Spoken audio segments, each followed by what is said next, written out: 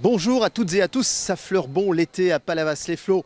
On est ravis de vous retrouver en ce début du mois de juillet pour un nouveau numéro du journal de Palavas TV avec comme d'habitude des reportages et puis aussi de belles images faites par Willy Saltel qui est derrière la caméra. Avant toute chose et avant d'aborder le premier sujet, le premier reportage, je vous propose le sommaire de l'émission.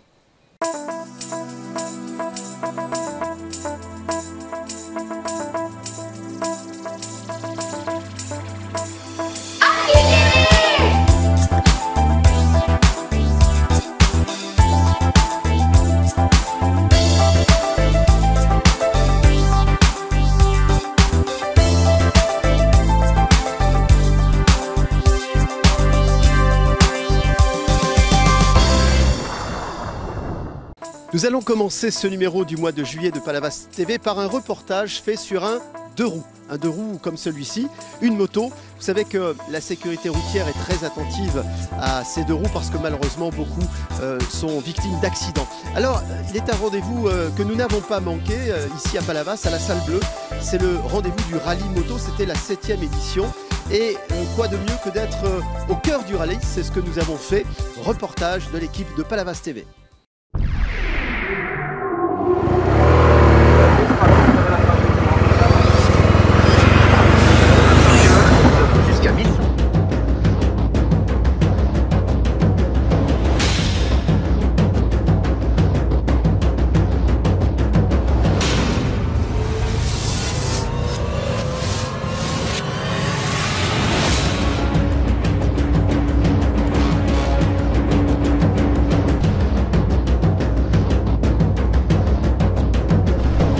Il y a quelques belles courbes, mais la majorité, c'est à côté de la plaque. Certains virages, en entrée de virage, il faut être à l'extérieur, il faut être à l'intérieur. Et en sortie de virage, là où il faut être à l'intérieur, il faut être à l'extérieur. Donc quand vous êtes que deux à passer là, on va refaire une deuxième fois. Je passe en tête, là où je roule, tu me suis. Tu fais la même trajectoire que moi. Et après là-bas, au retour, on s'arrête. Et là, tu passes devant et c'est moi qui te suis. D'accord? Et corrige bien cette trajectoire. Parce qu'en sortie de virage, tu es à l'extérieur, si tu arrives un peu trop fort dans une courbe et que tu sors par un virage un peu trop serré, tu fais de sortir. Okay, on le refait, je te montre, tu me suis roue dans roue. Okay, c'est une bonne expérience pour toi? Comment? J'ai dit c'est une bonne expérience pour toi? Oui, ça permet d'avancer et de s'améliorer. Donc c'est top.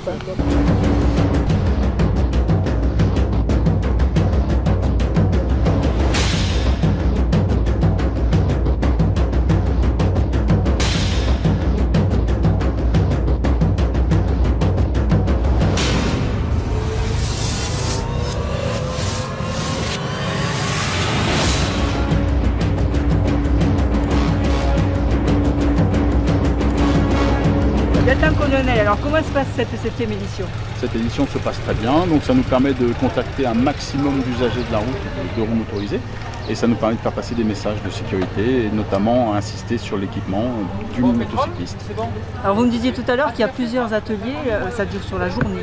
Voilà, c'est à peu près 8 heures de prise en compte par la gendarmerie, donc sur 3 ateliers différents, une découverte du département, un parcours de maniabilité et puis un parcours de maniabilité à petite vitesse, un peu comme les épreuves du permis de conduire. D'accord. Et donc vous avez de plus en plus de motards, j'ai l'impression, par rapport à l'année dernière, il me semble qu'il y en a encore plus. Voilà, la 7e édition nous permet encore d'augmenter les participants en espérant, je dirais, toucher un maximum de monde pour rendre les routes du département un peu plus sûres.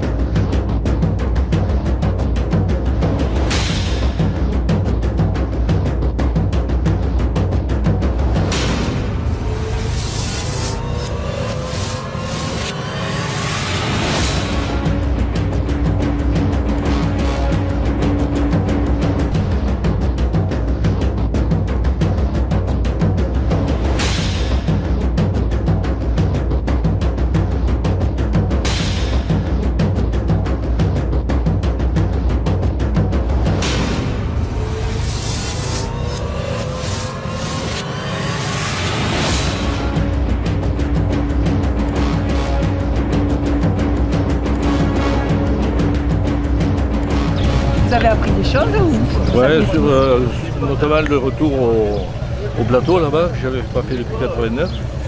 C'est un peu surprenant. Et ensuite, les trajectoires, je roule à peu près comme ça normalement, mais un peu moins vite. Là, c'était bien. La sécurité, c'est important, bien sûr, pour les C'est le motards. plus important pour les motards. Non, la sécurité, pour moi, déjà, ce serait de doubler tous les rails de sécurité. Déjà, commencer par faire ça, ce serait un bon début.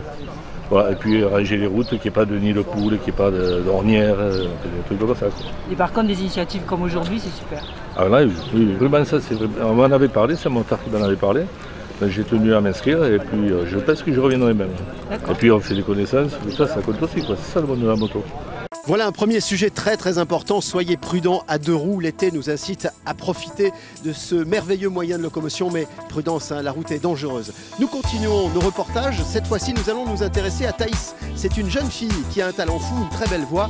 Elle est peut-être promise à une jolie carrière de chanteuse. Je vous propose de suivre ce reportage pendant que j'ai de la figuration derrière. J'en profite.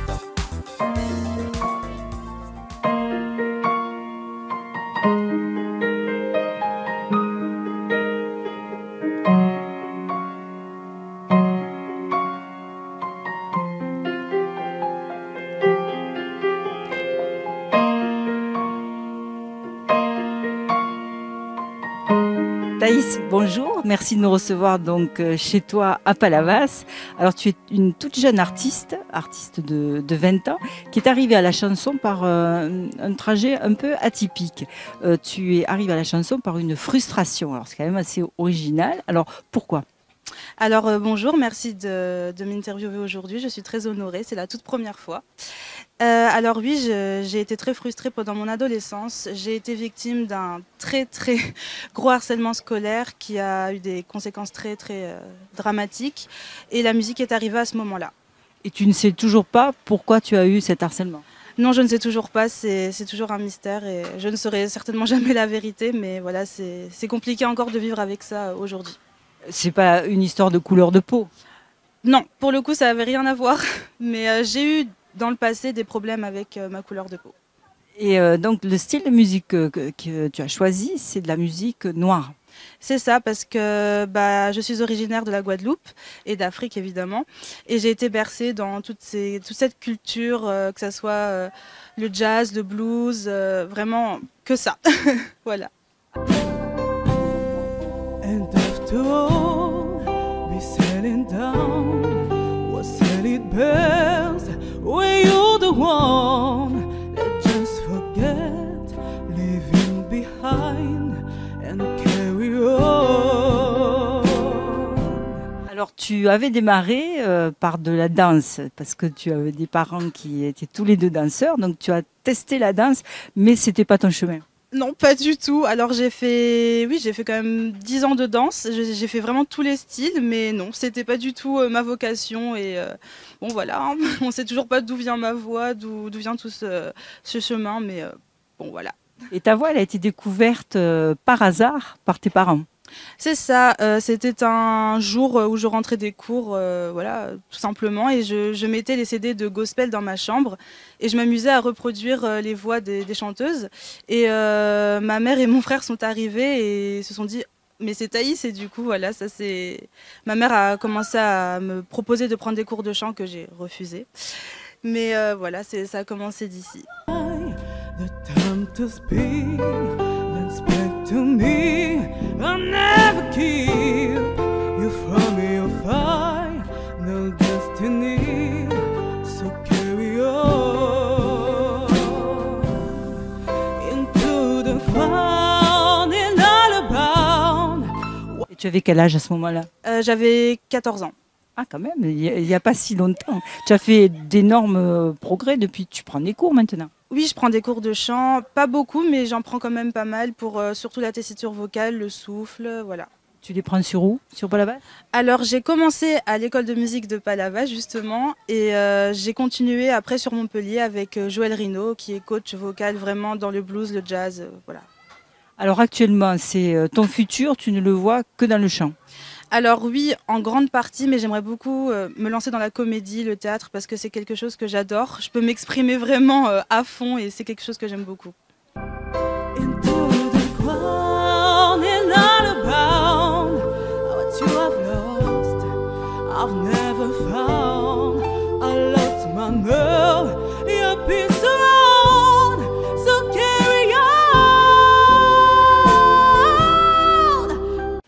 Donc pour toi, si on conclut, la musique, c'est une thérapie qui t'a aidé à sortir de cette frustration que tu avais depuis toute petite. Exactement, parce que ça m'a vraiment donné la force d'avancer. Et ça, je l'oublierai jamais. Vraiment, c'est quelque chose qui m'a porté jusqu'ici. Et voilà, c'est pour moi un miracle, la musique, vraiment. Alors tu me disais tout à l'heure que ce que tu apprécies le plus dans la musique, c'est que tu passes des émotions. Donc pour toi, c'est cet aspect-là qui est important? Oui, très important, parce que justement, moi j'ai besoin de m'exprimer, de faire comprendre des choses, me battre tout le temps. Et voir que les gens réagissent à ça, c'est hyper touchant, et je veux entendre ça toute ma vie. Mais te battre, est-ce que tu es pas agressive quand même? Non, non, pas du tout. C'est vraiment plus des causes humanitaires. Même le harcèlement, le viol, tout ça, c'est quelque chose qui me... Voilà, j'ai besoin de me battre contre ça, parce que c'est très grave et j'ai envie que ça s'arrête. Tu n'aimes pas l'injustice? Je déteste l'injustice. Voilà. Alors ton style de musique, la musique noire, quels sont tes chanteurs qui t'inspirent? Alors, Etta James, Aretha Franklin, James Brown, Martha Haye, enfin Whitney Houston surtout. Beaucoup d'artistes, vraiment, tous même, j'ai envie de vous dire, parce qu'ils sont tous incroyables. Alors, où est-ce qu'on peut te voir, t'écouter plutôt actuellement? Alors sur ma page Facebook, Thaïs Charlet, et sur Instagram aussi, thaïscharlet.off, et mon YouTube, Thaïs Charlet. Et dans des concerts? Dans des concerts, alors... Je suis pour le moment sur un projet donc, qui est une troupe qui s'appelle The Café Bourbon Club. Et là, par exemple, nous allons nous produire le 2 juin au Nautilus de Palavas pour une jazz night. Après, les autres dates, on ne sait pas encore. Donc voilà, j'avance tout doucement. Voilà. Et donc, avec l'objectif aussi d'aller plus tard vers la comédie? Oui, ce serait vraiment alors là, encore le plus grand rêve de ma vie. Comédie musicale? Peut-être, oui, comédie musicale, mais surtout le cinéma. J'adorerais faire du cinéma. D'accord. Voilà. Bon, le message est passé. Voilà. Merci Thaïs. Merci à vous.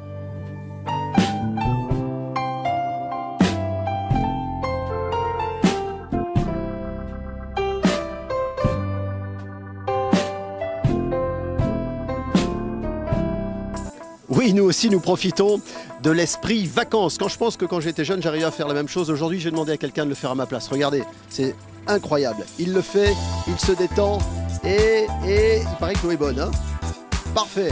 Voilà, super. Hein. Cette œuvre qui se trouve derrière moi est intitulée L'Espoir. Elle a été inaugurée en 2014. L'espoir, c'est un mot fort. En tout cas, une très belle œuvre qu'a installée la ville de Palavas ici au bout du port, au bout du chenal. Alors ce chenal, nous allons l'emprunter pour deux raisons. La première, c'est que nous allons aller un tout petit peu plus loin à hauteur des joutes. S'est déroulé il y a quelques jours un tournoi de joutes qui était empreint de beaucoup d'émotions. David April, que vous verrez d'ailleurs sur les images de ce reportage, était forcément très touché de la disparition de son papa, également de deux autres personnalités de la commune. Voici le reportage de Palavas TV sur les joutes tournois juniors. Dutilleux Igor, Pélissier Julien, à la rouge, Rodriguez Michael, Anthony Principato, Periou Clément, Di Santo Alexis, Belloc Kevin, Forné Brian, Lopez Baptiste. À l'embarquement s'il vous plaît.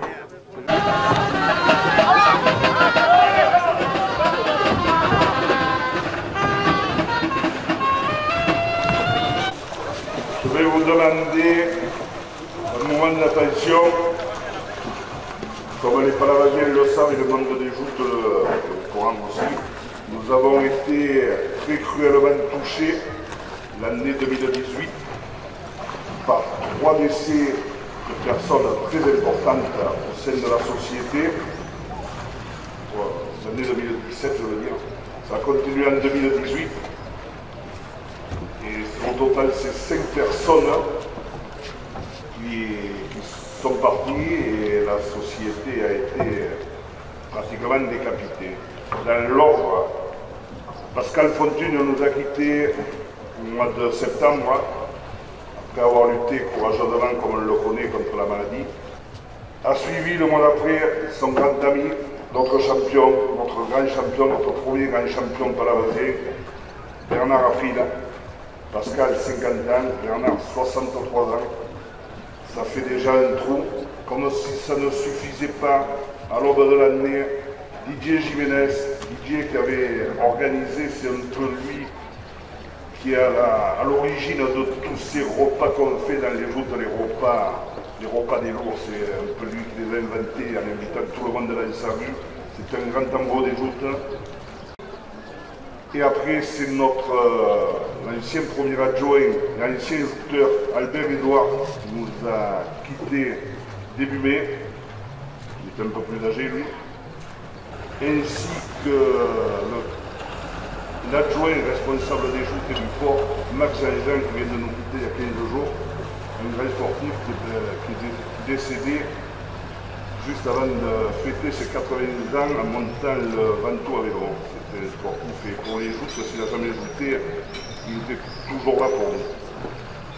Malgré cela, les jeunes, heureusement, c'est un peu des frissons. C'était très difficile, j'ai cru qu'on allait s'arrêter, mais les jeunes, comme la vie doit faire, les jeunes ont repris et la vie continue, mais tous les 5, on n'est pas prêt de les oublier.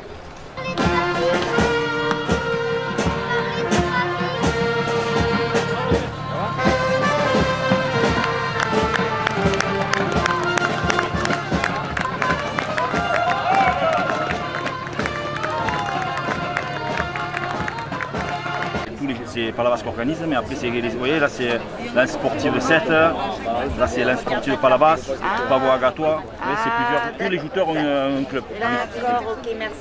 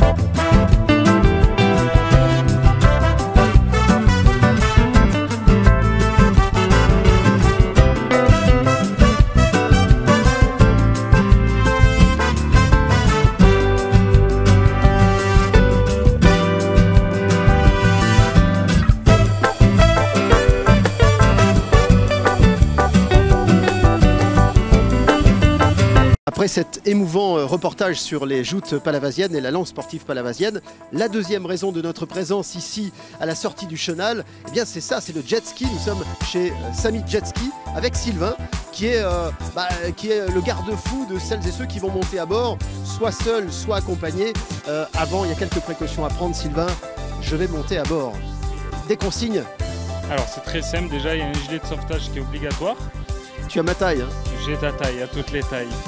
Bon, ça va, Donc après, il y a juste quelques règles de sécurité sur la machine. Donc nous, on vous montre déjà comment elle fonctionne. Une fois que vous savez comment elle fonctionne, après on va se diriger en mer. Et là, pour se diriger en mer, il y a quelques consignes importantes à respecter. Déjà dans le canal, on se met bien les uns derrière les autres. On n'accélère pas dans le canal, c'est réglementé à 6 km/h. Une fois à la sortie, on va sur une zone qui est plus au large. Et après, nous, on s'arrête et vous faites ce que vous voulez pendant 30 minutes, bien en face de nous, en respectant les distances de sécurité entre les jets et entre les jets et les autres bateaux. Je ne sais pas pourquoi j'ai confiance en Sylvain. Alors je reconnais que j'ai pas la tenue idéale, mais on va se préparer, on va mettre le gilet, on va se conformer aux consignes et on va y aller. Le temps pour nous de revenir sur le plan d'eau, parce que s'y est déroulé il y a quelques jours la journée nationale de sauvetage en mer. Les sauveteurs en mer ont une mission essentielle et ils ont besoin de nous, ils ont besoin de vous. Vous savez que l'appel aux dons est assez régulier. La journée nationale, ça sert aussi à ça. Reportage de Palavas TV.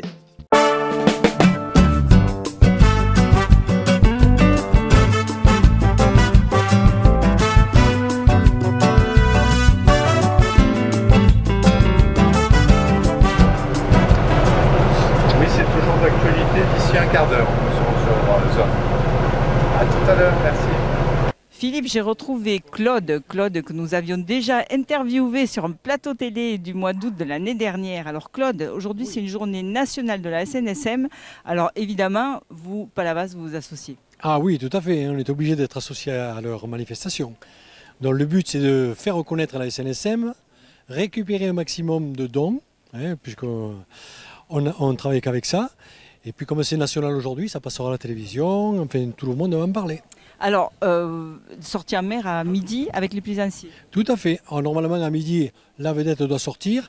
Tous les plaisanciers, les pêcheurs, enfin toutes les associations qui ont des bateaux doivent nous rejoindre en mer. Manière de toutes les personnes qui sortent avec nous soutiennent dans leur message la SNSM. Voilà. Alors l'année dernière, vous faisiez des appels pour une nouvelle vedette. Elle en est où cette nouvelle vedette? Alors cette nouvelle vedette est toujours en discussion. Normalement c'est prévu en 2009, donc on s'y approche. 2019 bien sûr. Mais le truc c'est qu'il nous manque encore pas mal d'argent. Donc on est toujours en train de faire appel aux dons. Voilà. Ça c'est très important qu'on a besoin d'argent. Et rappelons que ce n'est pas pour votre plaisir, mais c'est parce que vous êtes tous des bénévoles. Tout à fait. Et que vous sauvez beaucoup de vies tous les ans. Vous sortez en mer tous les jours pour sauver des vies. Voilà, c'est un peu le but du jeu. Nous, notre mission, c'est de sauver d'abord les vies. Après, si on peut sauver des bateaux, tant mieux. Et voilà, comme on n'est que des bénévoles et beaucoup de gens nous prennent comme des pompiers volontaires, ce qui n'est pas le cas. Nous, on est tous bénévoles, chacun a notre métier à côté. Et on est disponible 24 heures sur 24.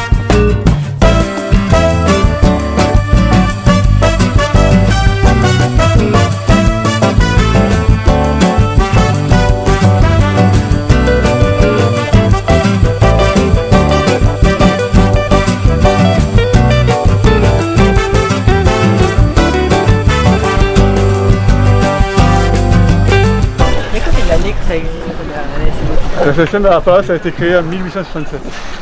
Ouais. Et depuis, vous êtes toujours à peu près le même effectif? Donc avant, c'était principalement composé par des pêcheurs. Donc c'était beaucoup les pêcheurs qui sortaient. Et là maintenant, en fait, on a vraiment un peu de tout. On a des plaisanciers, on a des architectes, on a de tout.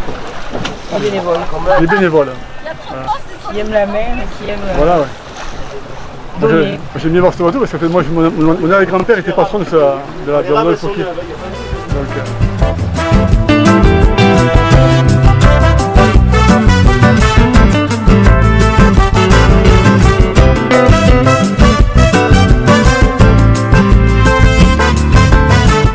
On va pas s'aller.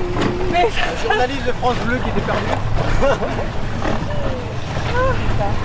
C'est bon, il y a un avant-goût. Et Jeff, on prend ça déjà. Hop, il y a tout le matériel numérique. Là. Hop. Là-haut.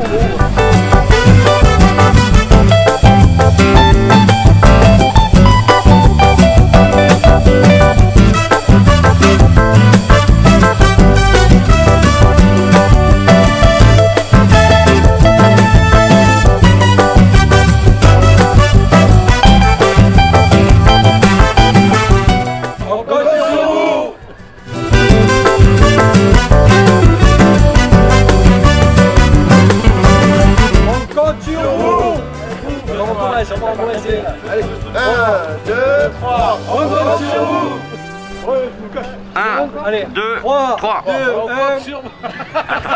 1. Après avoir écouté ces consignes, eh bien nous voici à bord d'un 125 cm3.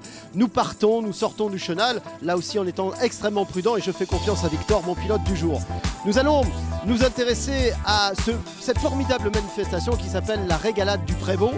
Des centaines et des centaines et des centaines de participants au profit de la bonne cause, puisque c'est au profit des enfants de l'Institut Saint-Pierre, que vous connaissez bien, on a déjà eu l'occasion d'en parler. Regardez comme le rendez-vous était festif. Quant à nous, on sort du chenal et on se retrouve juste après.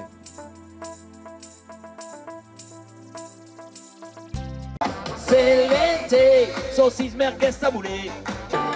Dès que je touche le RSA, je passe. Peut-être.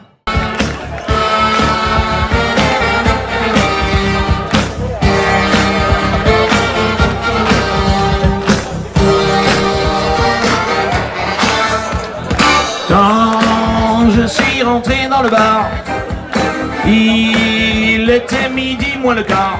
Alors aujourd'hui, Philippe, c'est le grand jour, c'est le jour de la régalade et nous sommes avec les organisateurs, Jérôme, Lolo et Jean-Phi. Alors, comment elle se présente cette, je ne sais pas combien de régalades?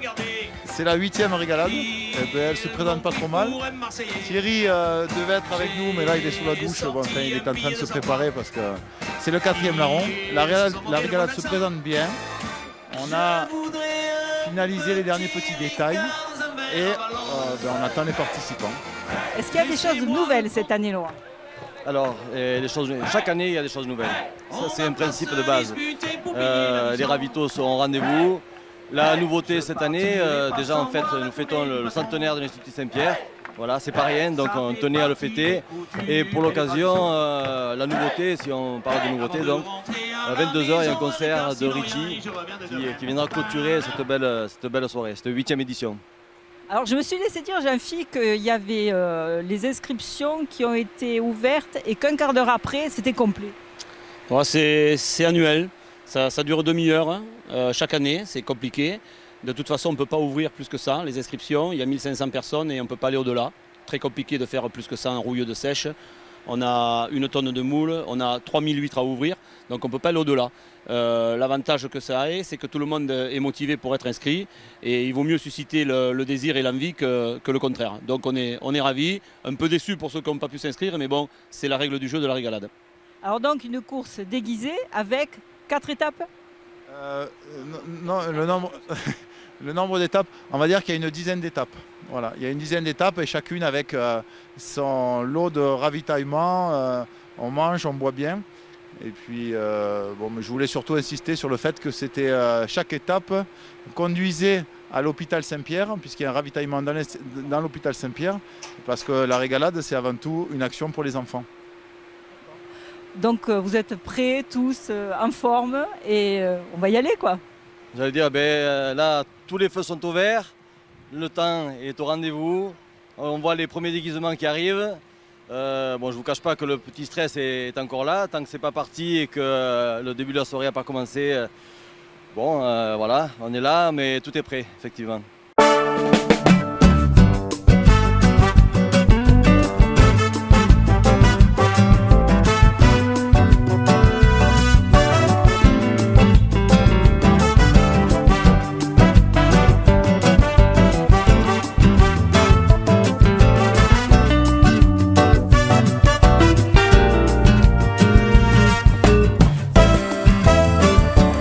Mesdames, Messieurs, mes chers amis, je vous le dis en aparté, vous êtes magnifiques. Magnifiques, je le répète, c'est extraordinaire. Nous attendons toute l'année cette régalade. Elle est enfin arrivée. Il fait beau, il y a du soleil. On va se régaler sur ce parcours magnifique vers Maguelone, l'Institut et les arènes. Et ce soir aux arènes, on met le feu. Alors vous avez la banane? Ah oui, puis oui, j'ai la banane et j'ai pas glissé dessus en plus. Je suis content, je suis pas tombé. Ah, nous avons Tony Parker. Tony Parker est là. Comment ça se passe, Tony? Voilà, Tony va bien, la course un peu chaud, mais je suis bien. Le parquet est impeccable. Maintenant, il y a le retour à faire. La deuxième mi-temps va être plus dur après le coup de main blanc.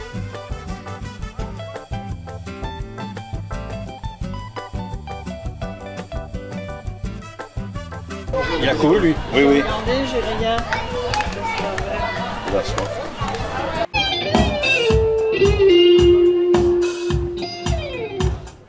We don't need no education.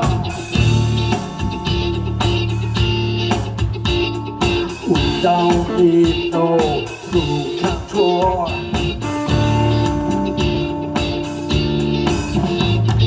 Dans 5 heures in the classroom. Si je lisais kids alone.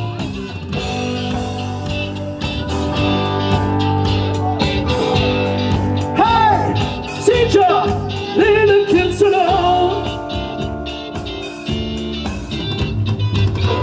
All alone, just stay. Another brick in the wall.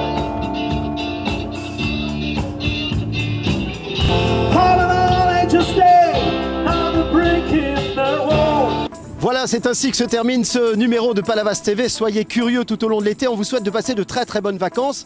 Nous restons à l'écoute de vos idées, de vos reportages. Nous reviendrons pour le 5 août, c'est promis, avec Willy Saltel derrière la caméra, avec Brigitte Nézus au reportage.